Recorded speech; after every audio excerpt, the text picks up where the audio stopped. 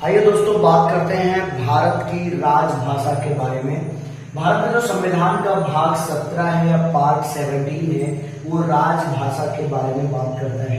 सबसे पहले ये समझ लीजिए कि राजभाषा या राष्ट्रीय भाषा का विवाद क्या था और इसको लेकर संविधान सभा में क्या डिबेट हुई।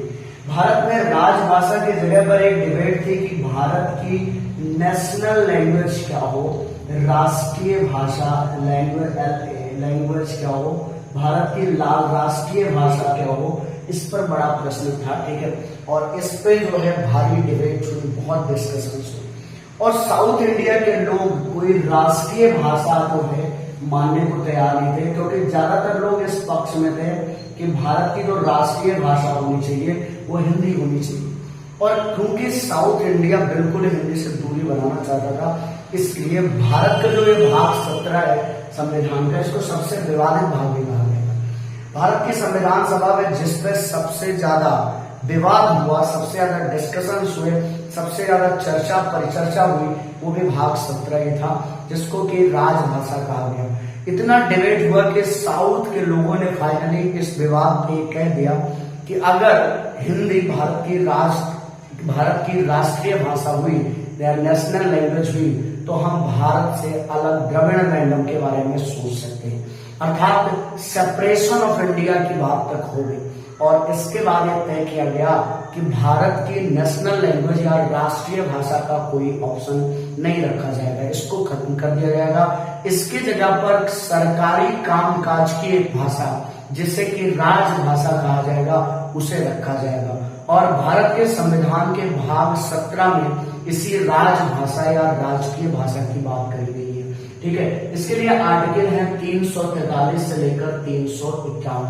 आर्टिकल 343 या 343 कहता है द राजभाषा of the union will be Hindi and it's script will be Devanagari. संघ की जो राजभाषा होगी वो हिंदी होगी और उसकी लिपि देवनागरी में होगी। अर्थात की जो राज्य की भाषा है, जो राज्य की राजकीय भाषा है या राजकीय कामकाज की भाषा है या जो देश की कामकाज की भाषा है, वो भाषा होगी हिंदी और उसको देवनागरी लिपि में लिखा जाएगा। यही इसमें लिखा है कि संघ की राजभाषा हिंदी होगी तथा इसकी लिपि देवनागरी होगी। आर्टिकल 344 कहता है president to form a Rajbhasha commission for aid and advice regarding Rajbhasha. राष्ट्रपति राजभाषा से संबंधित सलाह मशविरे के लिए एक राजभाषा आयोग बना सकेगा। राष्ट्रपति को जब कुछ लगेगा कि राजभाषा के बारे में कुछ सुधार संशोधन या संविधान में कोई बदलाव करना है तो वो राजभाषा कमीशन गठित करेगा और राजभाषा आयोग, राजभाषा कमीशन जो है उसके बारे में आर्टिकल 344 में बात की गई है। आर्टिकल 345 कहता है until the legislature of a state otherwise provides by law English shall continue to be used for official purposes within the state. जब तक राज्य का विधानमंडल ऐसा नियम नहीं बनाता है तब तक उस राज्य में अंग्रेजी ही राज्य के कामकाज की भाषा के रूप में यूज की जाएगी। अर्थात ये जब संविधान बना था तभी यह तय किया गया था कि जो राजकीय कामकाज की भाषा होगी, चाहे वो सेंटर की हो या राज्य की हो, वो अंग्रेजी होगी। 344 कहता था कि सेंटर में अर्थात यूनियन में राजकीय कामकाज की भाषा अंग्रेजी होगी, लेकिन अगर जो देश की राजकीय भाषा है वो हिंदी होगी। तो 345 जो है इसमें ये कहा गया है कि अगर कोई राज्य चाहे तो वो अपने यहाँ कोई और भाषा अंगीकृत कर सकता है, नहीं तो अगर वो अंगीकृत नहीं करता तो उसके यहाँ अंग्रेजी भाषा में कामकाज होगा। जैसे आपको बता दें उत्तर प्रदेश विधानसभा हो, राजस्थान विधानसभा हो, मध्य प्रदेश विधानसभा, उसने 345 का प्रयोग करके अपने यहाँ ऑफिशियल लैंग्वेज के तौर पर अंग्रेजी जो है उसको हटा के क्या कर दिया है, हिंदी कर दिया है। इसी तरह से तमिलनाडु नाम का राज्य जो है वो तमिल भाषा में कामकाज करता है और कर्नाटक जो है वो कन्नड़ भाषा में काम करता है। ये 345 की वजह से है कि विधानमंडल अगर चाहे तो अंग्रेजी को चेंज कर दे। जब तक कोई विधानमंडल ऐसा कानून नहीं बनाता है तब तक उस राज्य में अंग्रेजी ही कामकाज की भाषा होगी। ये आर्टिकल 345 बोलता है।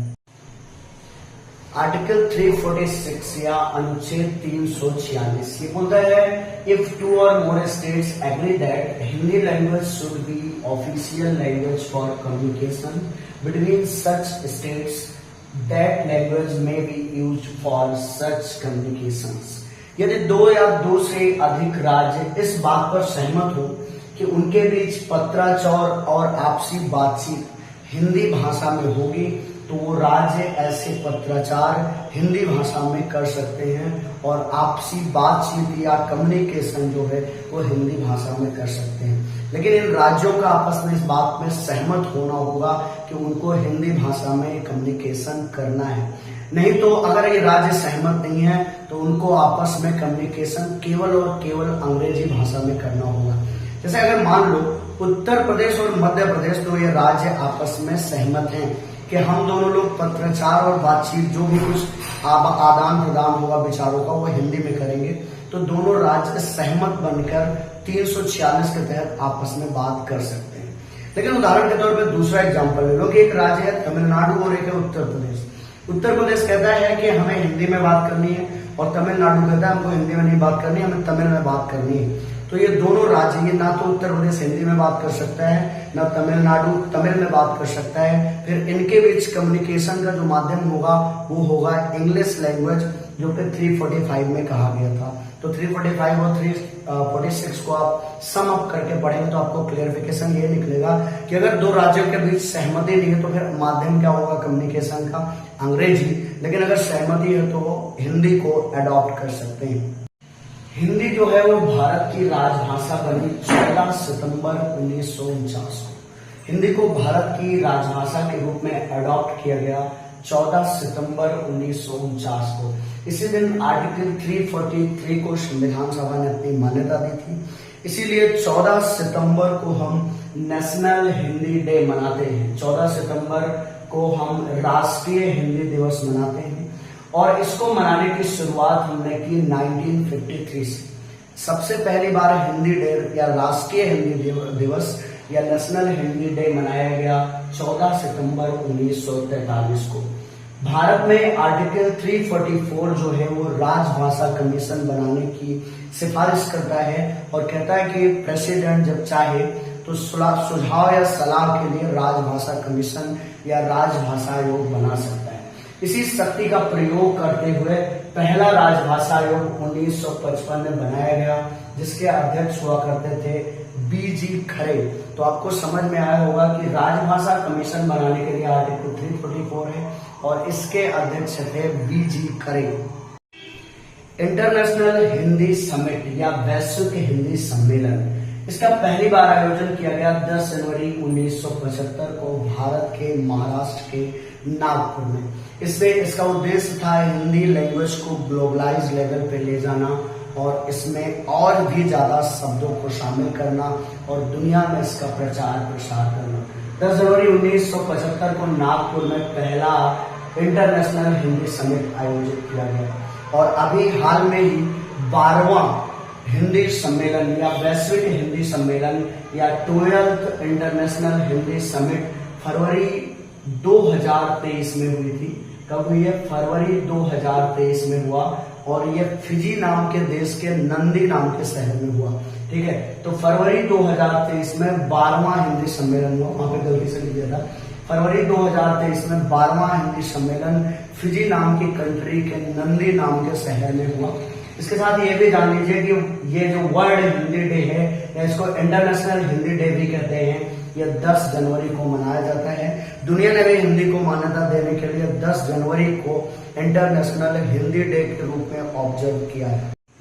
दोस्तों, हिंदी दुनिया की तीसरी सबसे ज्यादा बोली जाने वाली भाषा है, क्योंकि भारत की पॉपुलेशन बहुत है तो भारत के लोग तो हिंदी ज्यादातर बोलते ही हैं। इसके अलावा दुनिया में कई ऐसे देश है जहाँ के लोग हिंदी बोलते हैं, समझते हैं, थोड़ा बहुत तो यूज करते ही हैं। जैसे गुयाना हो गया, वहाँ के राष्ट्रपति भी भारतीय मूल के रहे हैं। फिजी हो गया, इसके अलावा मॉरिशस हो गया, त्रिनिदाद टोबैगो हो गया, तो बहुत सारे देशों में हिंदी बोली समझी जाती है।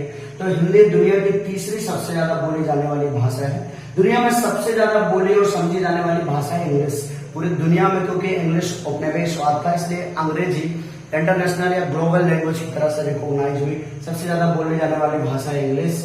उसके बाद चीन की भाषा है मैंड्रिन, जो चाइनीज कहलाती है, या मैंड्रिन स्क्रिप्ट है। यह मंदारिनी भाषा नहीं है, मंदारिन लिपि है। तो चाइनीज भाषा दुनिया की दूसरी सबसे बोली जाने वाली भाषा है। उसके बाद हमारी हिंदी है, जो कि दुनिया की तीसरी सबसे बोली जाने वाली भाषा है। इसके बाद स्पेन की भाषा स्पेनिश, और फिर है फ्रांस की भाषा फ्रेंच।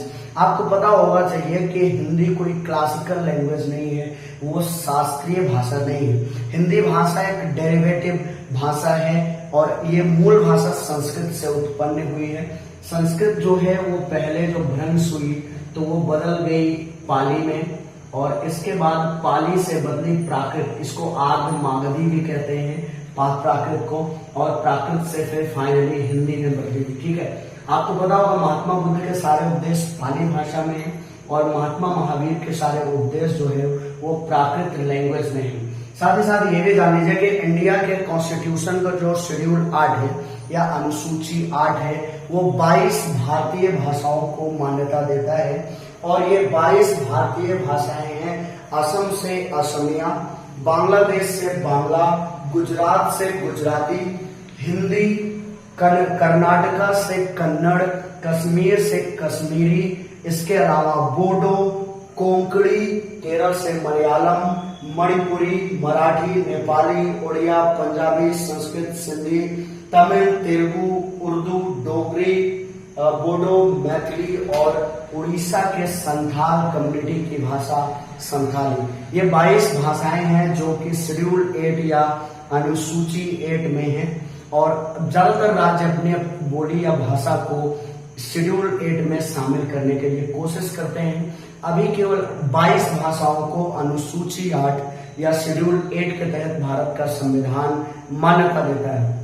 इसके साथ ये भी जान लीजिए कि जो भारत का संविधान मूल रूप से बना था उसमें 8 शेड्यूल में केवल 14 भाषाएं थी। उसके बाद अब उसमें संख्या जोड़ी गई और अभी के लिए उसमें उस लिस्ट में 22 भाषाएं हैं। तब तक के लिए धन्यवाद। जय हिंद, जय भारत।